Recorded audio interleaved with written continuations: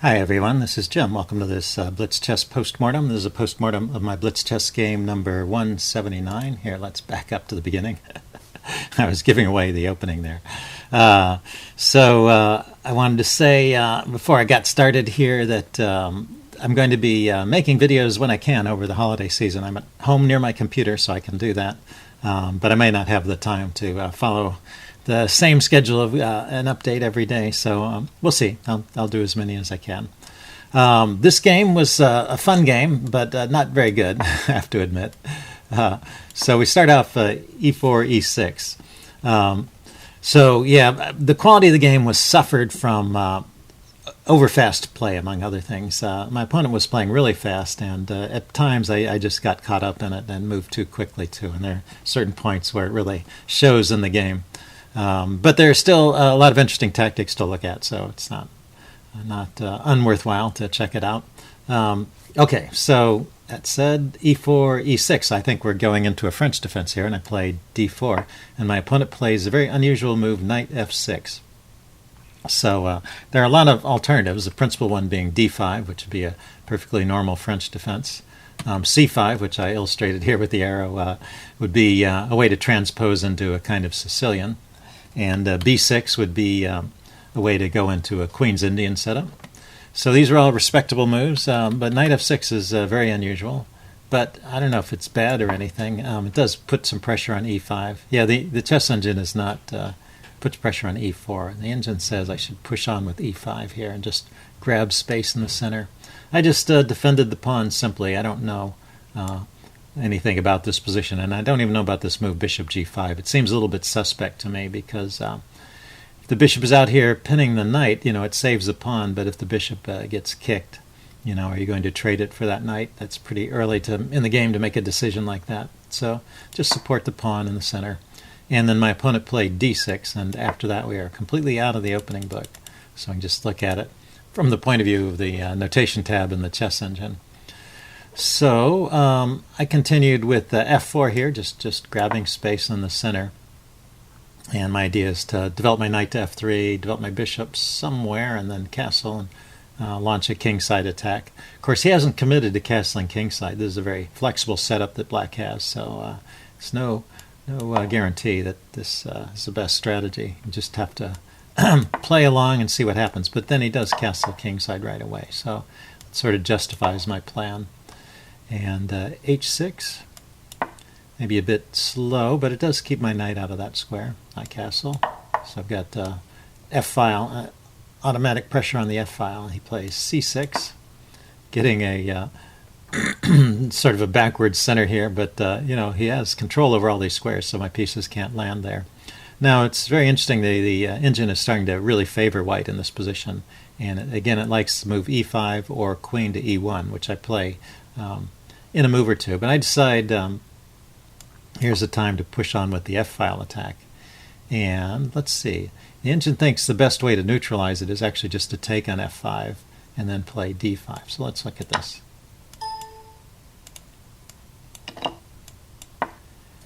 And, I've got this advanced f-pawn, which is going to cramp his kingside. I've got a good square here on e5. So I wouldn't mind playing this position, but the engine thinks it's about equal.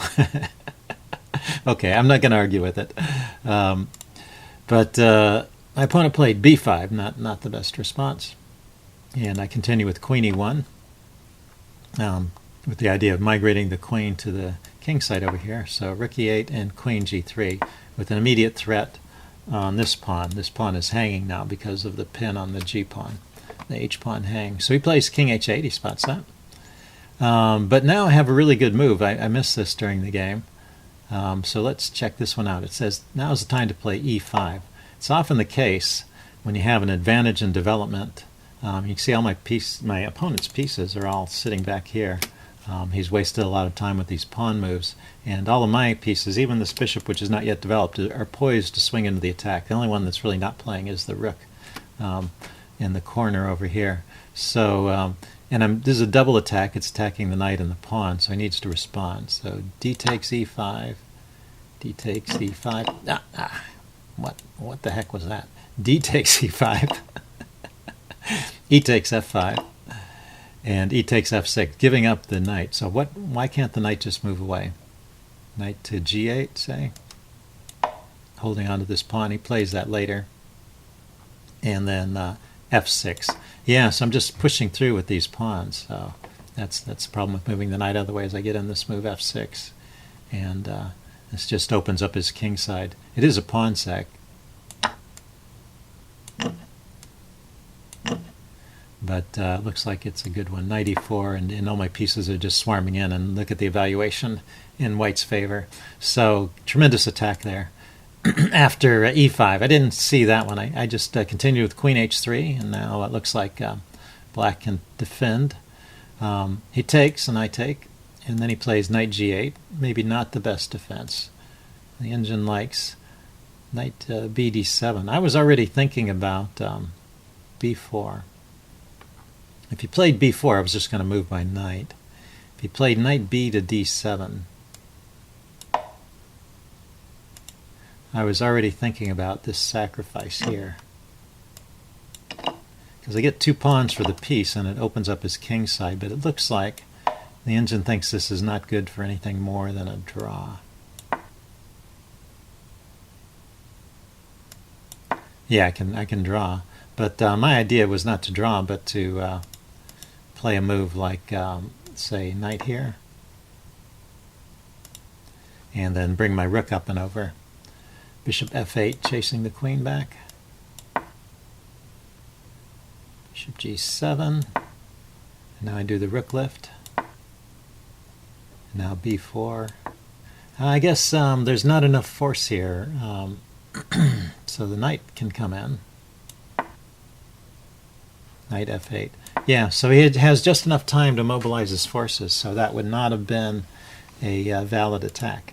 So knight b d7 is a crucial defensive move, gets an extra piece into the defense.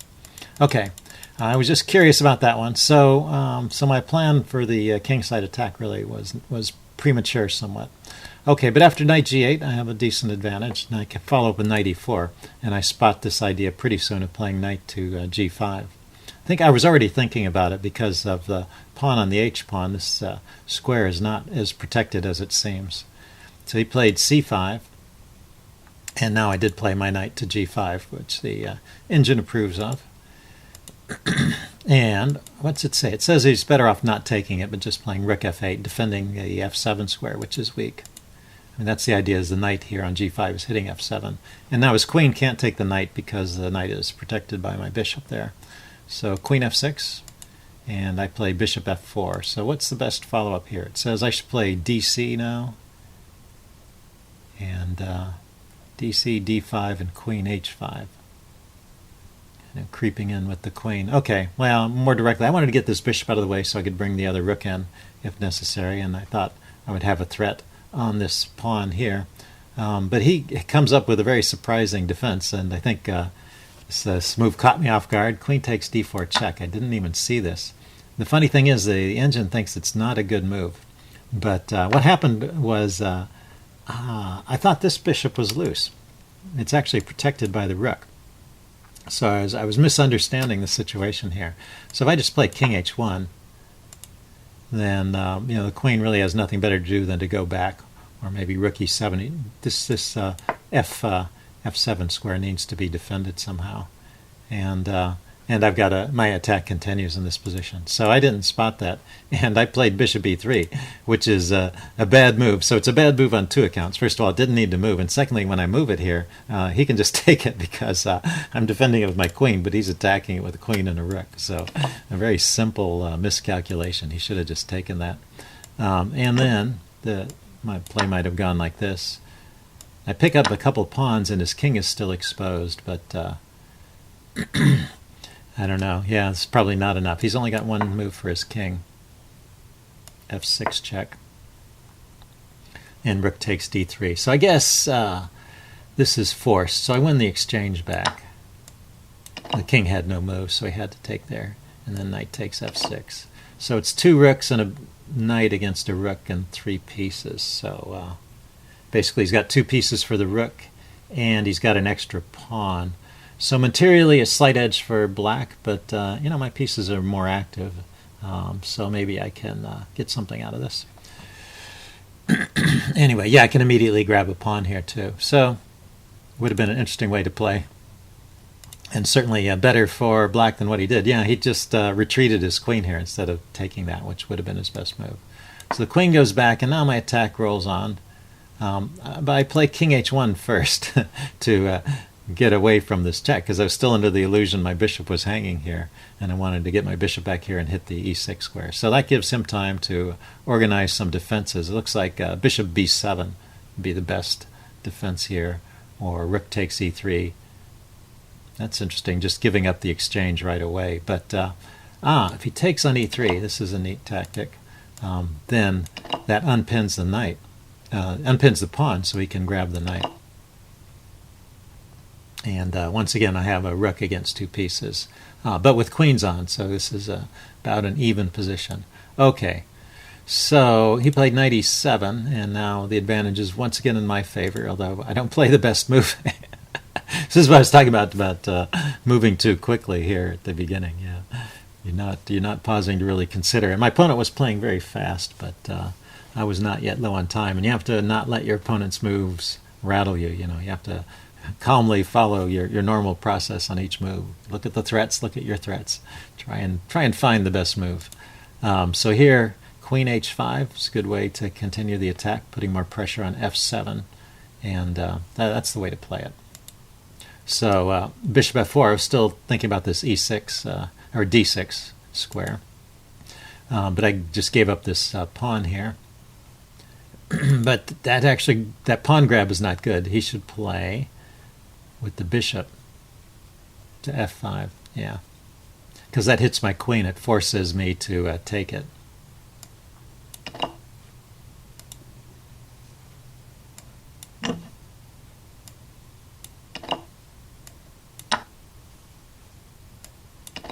And then get my knight out of trouble and grab a pawn. And the material is about even here. I guess I'm going to maybe get another pawn here.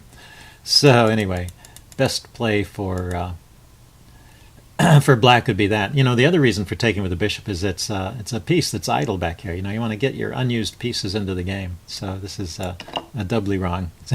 It's wrong for concrete reasons, but also in general, you want to bring in new force when you have the chance like that. So now I finally get my chance to grab on d6, although I'm giving up the knight here. It says that's a bad choice, and I should just retreat my bishop down back to d2, holding on to the knight. And then I can still play queen h4 later and go for that kind of idea.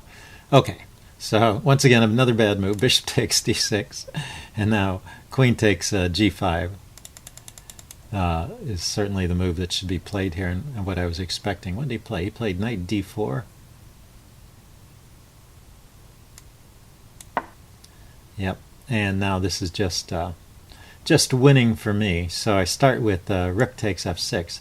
But the funny thing is, I was so rattled, I didn't realize the point of knight d4 was that this is an attack on my queen. His bishop is hitting my queen. So just moving the queen out of the way is a good reply. Queen h5, because I get pressure on the f file here. Once I'll have three pieces on f7 once he moves his queen out of the way. So, but I grab his queen. This is still winning. And then I'm surprised when he grabs my queen. And then there's one last tactic that was pretty cute that I missed here. This is a tactic known as the windmill. So instead of rook takes f7, which I played, I could play knight takes f7.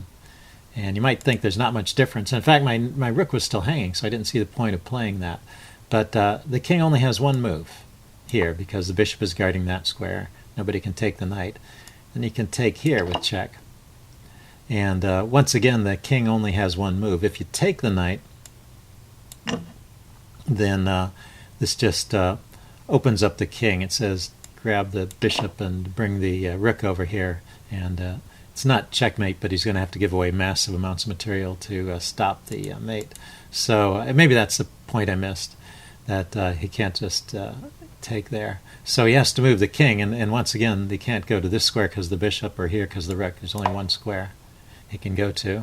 And then you can go back here to f7, and the king has to move again. And then you can go to rook to f4. Okay, just getting the rook out of trouble and holding on to the knight.